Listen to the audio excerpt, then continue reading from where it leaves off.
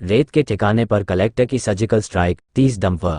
9 Poclain पकड़ी, dumper छोड़कर भागे ड्राइवर। राजस्व पुलिस अमला रात भर से कर रहा चौकीदारी। बैतूल जिले के शाहपुर इलाके में रेत माफिया के ठिकाने पर देर रात कलेक्टर नरेंद्र सूर्यवंशी ने सर्जिकल स्ट्राइक कर दी, जिसमें मौके पर 30 डंपर और 9 पोकलेन व जेसीबी मशीनों को पकड़ा है। एक ड्राइवर को छोड़ बाकी सभी ड्राइवर अपने अपने डंपर को छोड़कर फरार हो गए। सूत्रों से मिली जानकारी के मुताबिक शाहपुर के चिंडी, गुवाड़ी समेत अन्य क्षेत्रों से अरशद व उसके अन्य साथी अवैध रेत का कारोबार कर रहे हैं, जिसमें सत्ताधारी दल के कुछ सफेद पोश नेता भी शामिल है, जिसकी शिकायतें लगातार मुख्यमंत्री मोहन यादव समेत खनिज कॉरपोरेशन में की जा रही थी। इन्हीं शिकायतों के आधार पर कलेक्टर नरेंद्र सूर्यवंशी ने एसपी निश्चल झारिया, एसडीएम शाहपुर को साथ लेकर रात 12 बजे दबिश दी, जिसमें मौके से 30 डंपर, जेसीबी, पोकलेन मशीनें और 1,40,000 घन मीटर अवैध रेत भंडारण पर कार्यवाही की है।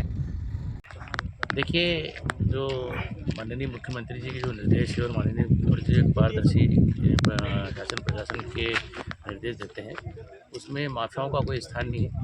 और विगत चुनाव में ये ध्यान में आया था कि इस विभिन्न विभागों की कार्य व्यवस्था के कारण यहाँ कुछ रेत माफिया पनपने लगे थे, जिसमें एक तो कोई अरशद करके हैं जो काफ़ी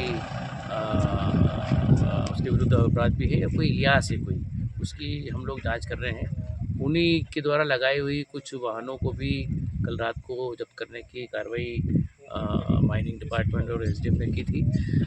लेकिन वो विभिन्न स्थानों पे, कुछ यहाँ कुछ और दूसरे स्थानों पे अपने वाहनों को खाली करके भागने की कोशिश की, और एक जगह वो इकट्ठे हो गए थे, तो उनको सब जगह एक जगह इकट्ठा करके हम लोगों ने खाली वाहनों को जो परिवहन में सहूलियत है उसको बंद किया है।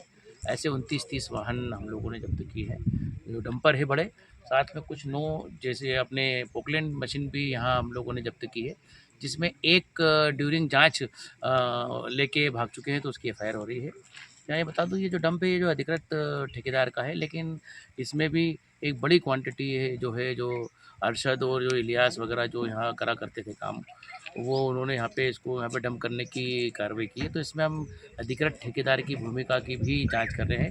पर ये जो इस क्षेत्र का जो है चिमड़ी गांव में 1,40,000 जो घन मीटर की जो रेत है वो हमने यहाँ पे जब्त करी है। तो इस तरह से एक बड़ी कार्रवाई की है, और इसमें जो मुख्य नाम आ रहे हैं वो अरशद और इलियास के हैं।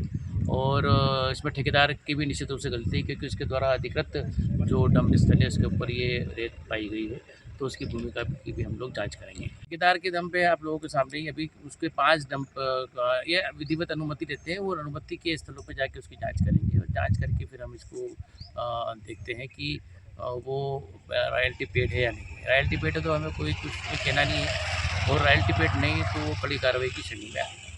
और जहाँ तक अरशद की बात है, तो अरशद के खिलाफ़ में जो काफ़ी प्रकरण दर्ज है, तो हम लोगों ने निर्देश दिए हैं कि अरशद के विरुद्ध कड़ी कानूनी कार्रवाई हो, ताकि इस तरह की माफिया और शासन को लॉस करने के और जो दूसरे जो प्रयास इन्होंने जो पिछले महीने भर में ड्यूरिंग इलेक्शन करने की कोशिश की थी, ये कभी पनप ना पाए।